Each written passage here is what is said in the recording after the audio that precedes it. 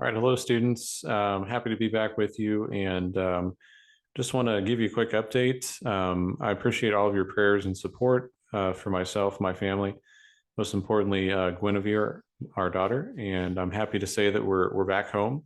Just came home here about a day ago, so it's really exciting and yeah, it's just an answered prayer. So again, thank you for all of that. I'm going to pull up today's lesson, and we're going to start, of course, with a little bit of review. It'll be a quicker lesson today. I want to give you some time to start your in-class assignment that will end up being basically homework if you don't finish it. So make sure that we're coming today with a good attitude and ready to work, even though we have a short class. As a follow-up to the last couple of classes, which have focused on the question, who is God?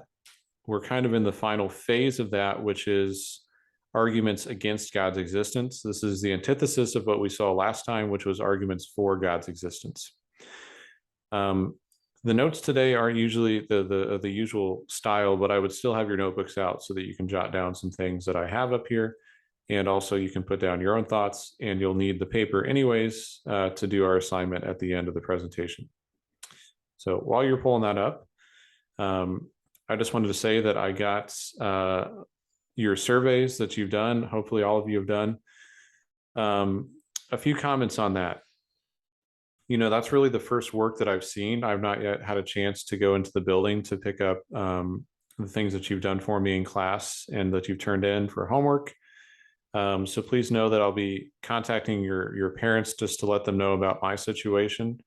And I'm just so deeply appreciative of Mr. Johnson and the other teachers covering my Black Day classes. It's just such a big help, but it will mean that grades will be put in a little bit later once I'm able to get into the building or once I'm just fully back teaching. So I'll make sure that your parents are aware of that. And I'm sure that's a little bit frustrating for you, but understand that I've basically spent every waking and sleeping hour in a hospital for the past almost month. So have a little bit of clemency, please. All right, if you got your notes out, my other comment was it was neat to learn a little bit about you. That was the whole point of that survey. That's usually something I do in class. And then I follow it up with allowing all of you to ask questions about me, but we'll save that for when I get back. I will say, though, it was a little bit disappointing. You know, I'm going to hold us to a higher standard this year. You know, I just kind of get a little bit bothered by the lack of effort that I see in something as simple as that. You know, I mean, we've just got a for fun little survey to do at the end of class or for homework or, you know, whatever. It's simple.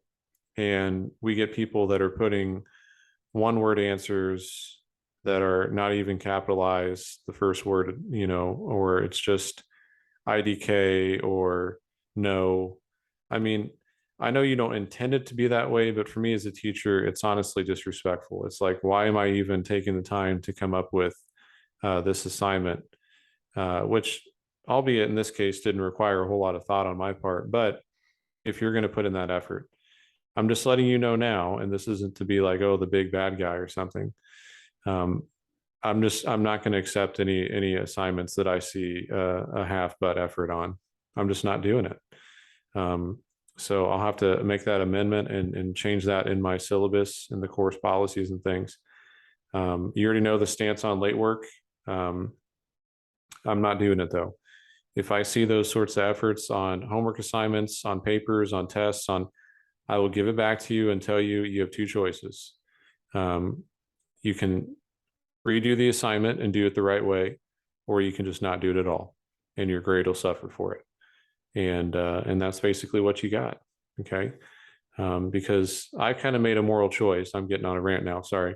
That if I don't start to hold you to a higher standard, chances are, knowing most people that I've met in my life, no one else is really going to do that. And you'll never understand what it actually means to work hard and to carry yourself with pride. So you can think I'm a jerk and all these things for it now. It doesn't bother me because I know that's for your own good in the long run. So make sure we're putting in high levels of effort into the assignments that we do, which means you're actually slowing down. You're putting your phone someplace where you can't be distracted by it, and you're putting thought and effort into the assignment that you're doing and what's in front of you. That's just carrying yourself in a way that seeks excellence in all things. Okay, you should kind of be cocky about the way that you carry yourself, even if you're like, I'm not very good at school, but who cares? Okay, you're not going to be good at a lot of things in life. There are going to be some things that you're really good at, and guess what? You're probably going to like the things that you're really good at. Doesn't matter. Okay, life isn't going to be full of things that you enjoy doing. Sometimes you just got to bear down and power through it. And then I run into these people in the world where it's like, oh, they'd rather just give up. Like when I work construction, these guys that are just, they're so weak that they're just, you know what? I'm just going to quit and find another job. Because now we live in a world where you can make $15 an hour, putting fries in a little container at White Castle. So why would I be out here sweating my butt off working construction? Okay. We want to hold ourselves to a higher standard. It goes a long way. And it may just be like, Mr. Duckett's one assignment. Everything counts. Everything counts. We have to be people of virtue, which means we make a habit of excellence in our lives. And I'm going to do my best to hold you to that. All right. All that said, let's review last time we discussed God's existence. We looked at Aquinas's 5 ways. If you missed Thursday or Monday, please go back and look through all that. You're responsible for the content from that lecture, as well as for anything that was assigned for homework, not stuff that you did in class. The last bit of it was something I don't know if you got to, but I asked you to do a little partner exercise where you reflected on the 5 ways and which ones you thought were stronger or weaker arguments for God's existence. So just give you some things to think about from what we did last time. Today, we're going to be looking at arguments against God's existence and talk a little bit about our nature as human beings, which will set up your homework / classwork today. I'm going to start in a place that you may think is a little bit of a step in an odd direction, and that is with this statement. Say that reason is seen as obsolete today. What does it mean to say that something is obsolete? Obsolete. Another way of putting this, maybe a more rhetorical or dramatic way of putting it, is reason is dead, at least in the eyes of our world. I don't think reason is dead, but in the eyes of our world today, our society, reason is dead. It's obsolete. It no longer has any value. It no longer has any use. It doesn't have any purpose or place in our society today. Instead, it's truly been replaced by feeling. People care a lot more about the way that they feel about a particular issue than about their reasons for standing for that issue. People are driven by emotion. Think about advertisements that we see today. How many advertisements are appealing to your reason? Okay. I mean, the closest we ever get, and it's kind of a silly example, are those like as seen on TV ads. Okay. Even they are full of all sorts of rhetoric, but they try to like reason you through why you need to purchase that thing. Okay. Oh, you'll never, Flex Seal, the Flex Seal guy, you'll never see a product like this. They try to offer you little reasons, but so much of what we see in advertisement today and what we see in media, especially social media, which is why I have those 2 images at the bottom, which we'll talk about, is not driven by reason. It's driven by an emotional appeal. And it's driven on an emotional appeal that is centered on ourselves. Who you can become if you do this thing, if you think this way, if you listen to this type of music, how it will make you feel, the types of benefits that it will have for you. Okay. That's the end result of these sorts of mechanisms in our culture and in our world. And the reason for that, no pun intended, the reason for that is because in a world driven by emotion, there's no such thing as guilt. No such thing as guilt. If you just absolutely throw out the idea that you can actually logically demonstrate that what another person is doing is wrong, if they just want to justify their actions because, oh, well, this makes me feel good, or who are you to say that about me? Personally, I think this, but I would never say that to someone else. Those are emotional arguments. I would never tell someone else what to do. Really? All we're doing is we're looking for an excuse to remove guilt.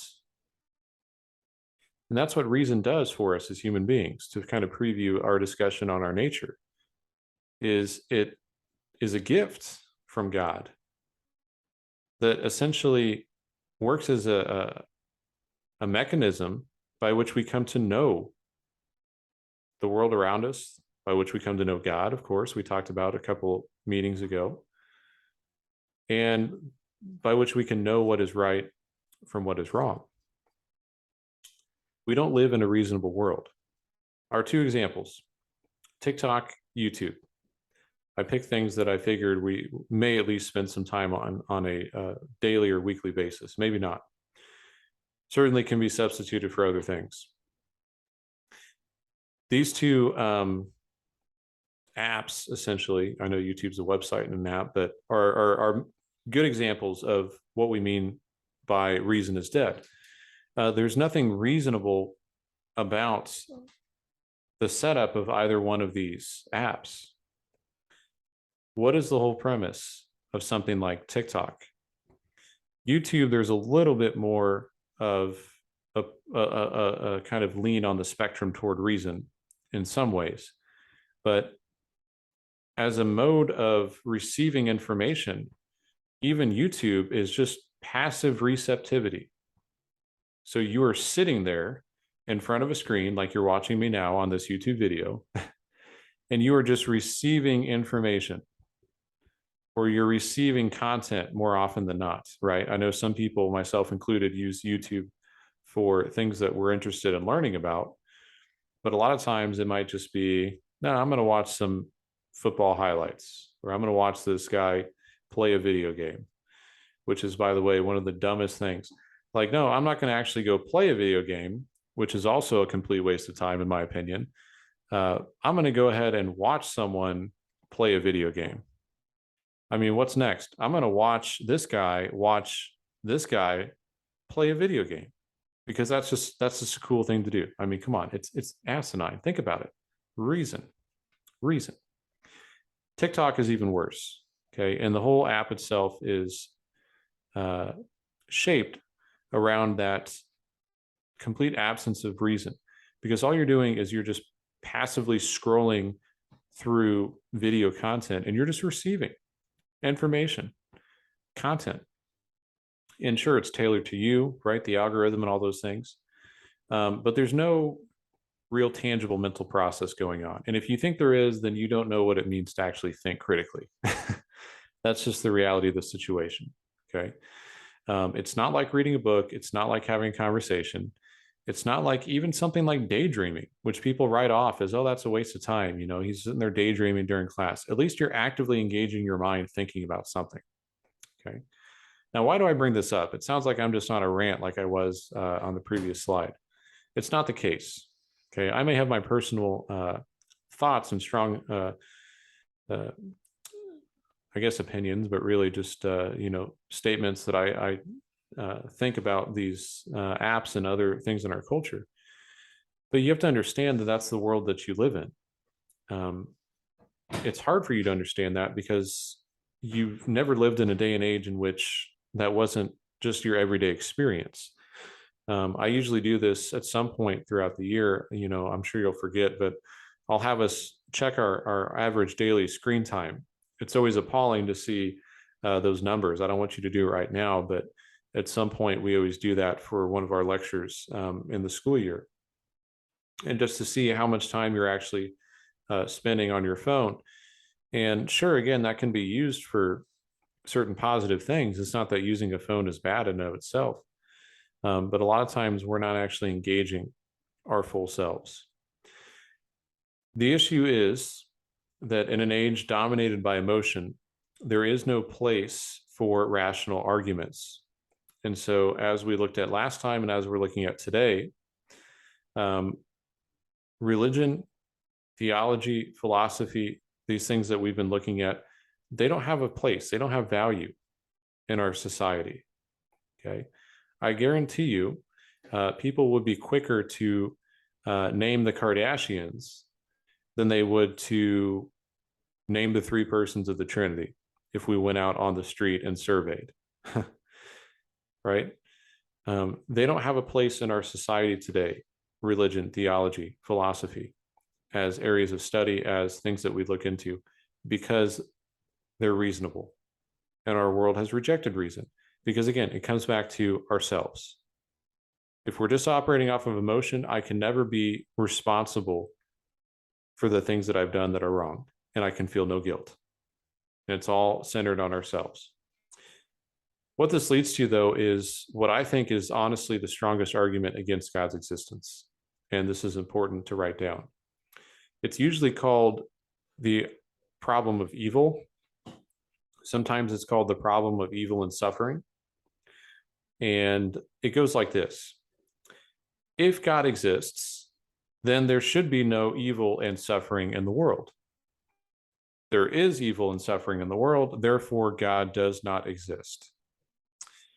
It's a very basic argument, but it's an argument that is effective because it relies on emotion, because it relies on our own lived experience and getting down to that level of feelings and sentiment. And by the way, I'm not saying emotion and sentiment and feeling are bad. They're an integral part of who we are as human beings, right? If you don't have well integrated emotions, there's a word for that. You're called a psychopath, right? Literally. We are saying, however, that if they're replaced, if they've replaced reason altogether, then it can be a very dangerous thing. And so we have to be careful about that when we think about arguments for God's existence. This is my third year doing this content. And every single year when we get to what would have been, although I've altered it, our end of chapter 1 assignment, when I asked students to write about the existence of God, it does not matter how much time we spend looking at arguments for and against God's existence. In the end, what actually makes its way onto those papers when students tell me whether or not they think it's reasonable to believe that God exists? Emotional arguments.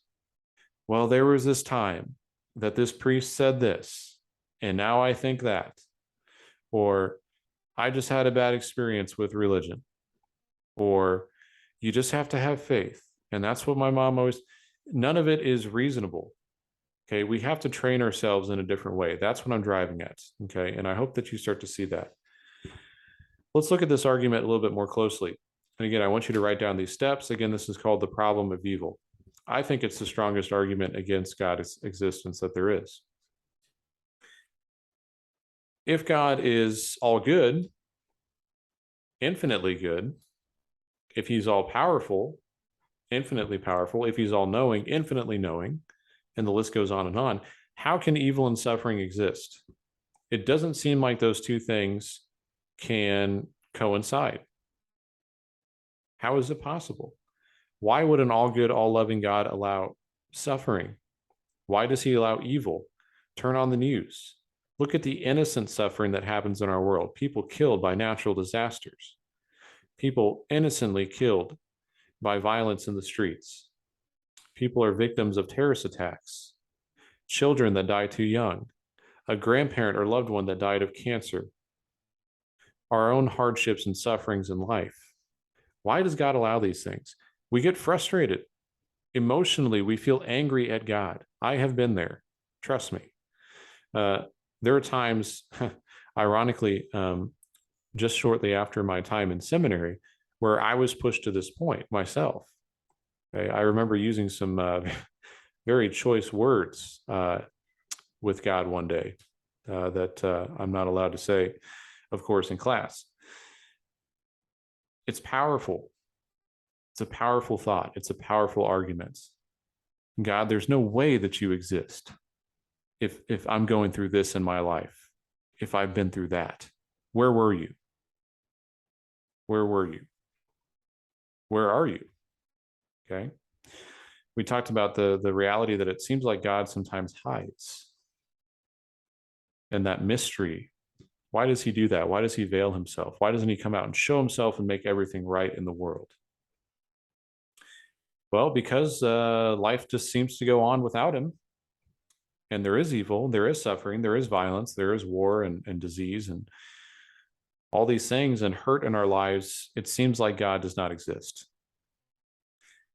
And that's an emotional appeal. And that's what makes it really, really tough, is that in our day and age today, this is honestly the most common argument that people draw on. They may formulate it differently, they may say it in their own unique way, but when it comes down to it, this is the reason that you don't believe in God for the vast majority of us. Archbishop Fulton Sheen, of late memory, a Catholic archbishop and a really great TV and radio catechist in the 1900s, the 20th century, said this. I think it's really wise. Fulton Sheen said, when people speak, do not pay so much attention to what they say, but to why they say it. Do not pay so much attention to what people say, but to why they say it. And when it comes to this argument, when it comes to, when I hear from students, well, I don't believe in God. Oh, religion's bogus. All these things. That's really what this falls under, is this argument. Okay, the types of things that the sticking points that students have, especially at this age. This is really what it comes down to, is there's some sort of hurt. There's some sort of anger. There's some sort of frustration at God. And there's this feeling that he's not there for me. And that's an emotional argument. It's not really a rational argument. Okay, there's formulations of this that can have logical steps. But on the ground level, it's an emotional argument. And that's why it's so strong. That's why it's so powerful. Let's look at just a few more. We've already covered some of these in the past, and I just kind of wrote a quick shorthand version of them. And then we'll talk about the Christian response, and then we'll set up your assignment. In my mind and experience, a lot of people who consider themselves to be atheists or non-believers often appeal to science. What we really have here is a dichotomy, a dilemma that people create, that, well, you can't believe the truths of science and its methods, which are so certain, so sure, can be demonstrated and tested and weighed and measured and observed and all these things. Then where's God? Okay, they can't both be true. They're mutually exclusive. That's a common argument that people make. Another one, all religions are basically the same. So how can we say, well, Christianity is correct?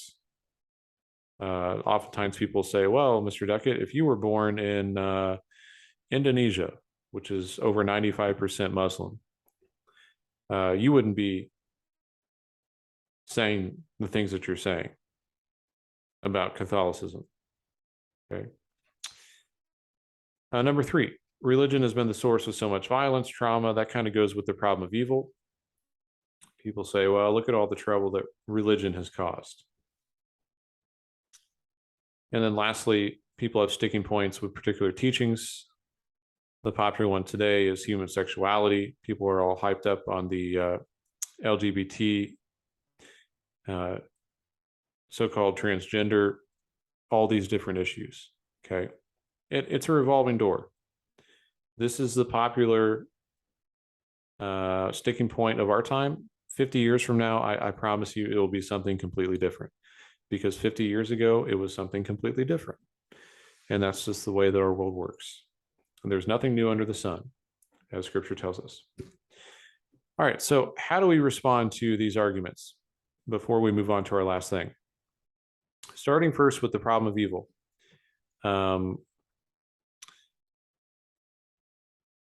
We have to understand a very difficult truth about our faith. And way of summarizing it comes from Saint Teresa of Calcutta, also known as Mother Teresa. Mother Teresa once said that there is no love without suffering. There is no love without suffering. Now, the argument is correct that God cannot cause or do evil. Okay, he doesn't inflict evil upon us, but he can allow us to suffer. You think, well, why would he do that? What good could ever come out of suffering? Why would God allow us to suffer? Our world's afraid of suffering today for the same reason that our world has resorted to emotion over reason. Because suffering involves sacrifice, which involves putting other people before you, which is extremely difficult, but it's also Christ-like. What good can come out of suffering? Look to the right, just above the trash can. Unless it's fallen down, there's a crucifix. The greatest act of love the world has ever seen was also the greatest suffering that someone has ever gone through.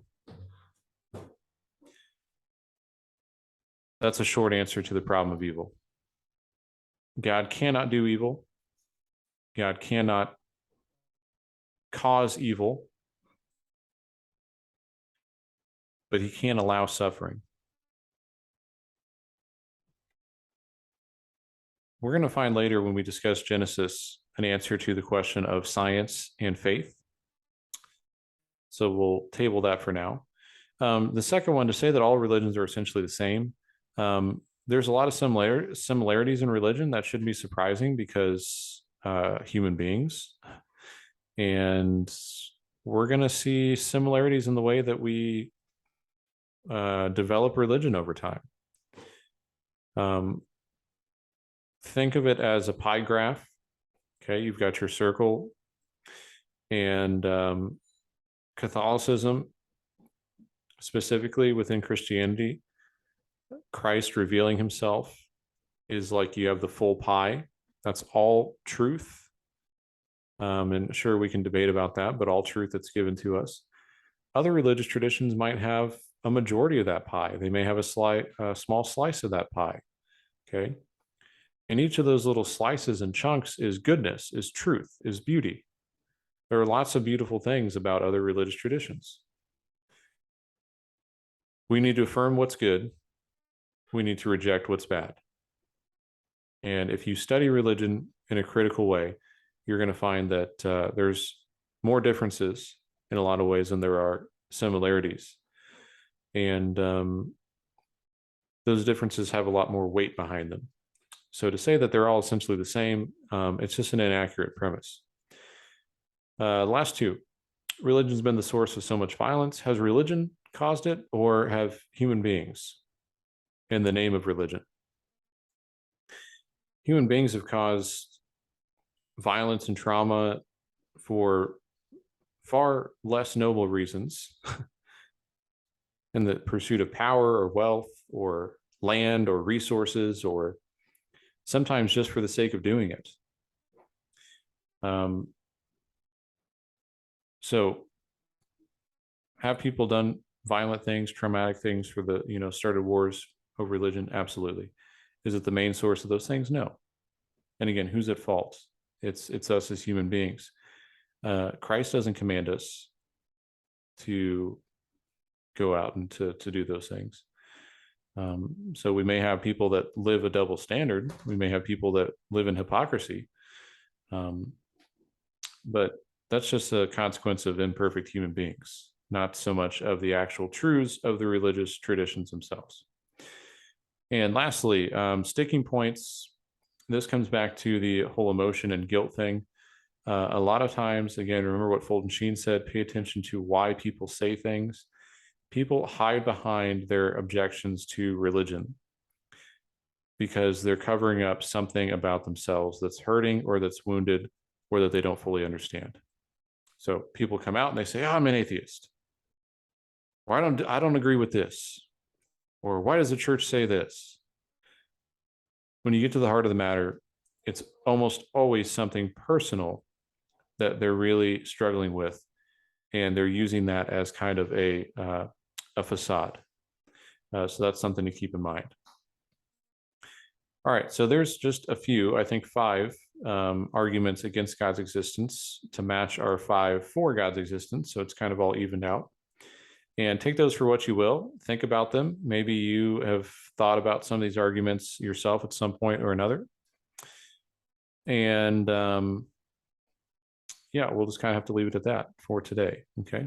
I just wanted to briefly go over those. I know that wasn't too exciting. And think about what we said earlier about reason and emotion and how big of a role that plays. Because again, a lot of these arguments that we see are very emotionally driven. Okay, think about number 4, think about number 3. Think about the first one here, the problem of evil. So what is really of more value when it comes to something like proving or disproving God's existence? What feels right, or that which we can actually logically and reasonably demonstrate one way or the other? Okay. That's going to be something important to keep in mind going forward. From here, on Friday, we're going to start to answer the question on the other side of the introductory chapter that we're doing here, which is we want to examine the second character on our list here. Remember, I said that this is kind of like a divine play, salvation history, and that's us as human beings. And next to God, we're really the most important players or actors in this play.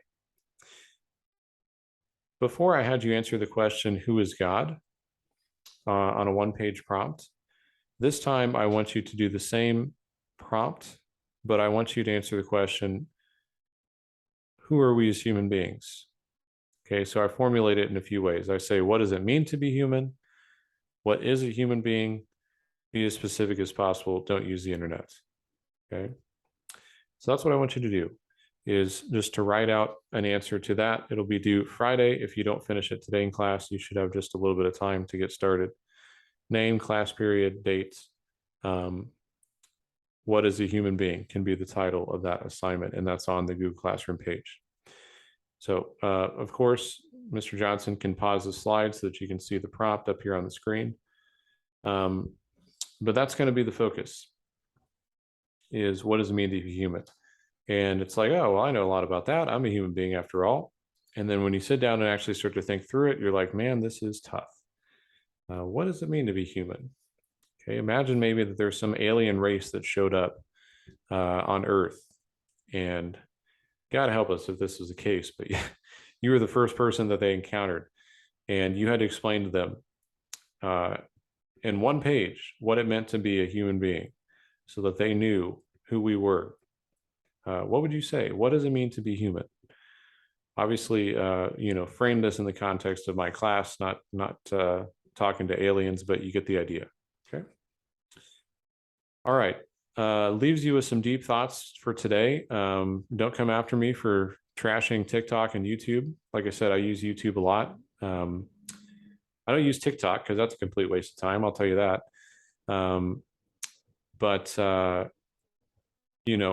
Think about, again, what's behind them and why I'm saying those things. That's more important. Like I shared with you, that quote from Fulton Sheen. It's important for us to return to reason in order that we can fully understand ourselves as human beings, our purpose and our nature, and who God is and what he's revealing to us. All right, work hard on those assignments. Remember what I said earlier about wanting to see you put in effort. That's more important to me than whether or not you get a question correct, is that you really put in that effort. And please email me if you have any questions, and good luck. I'll see you on Friday.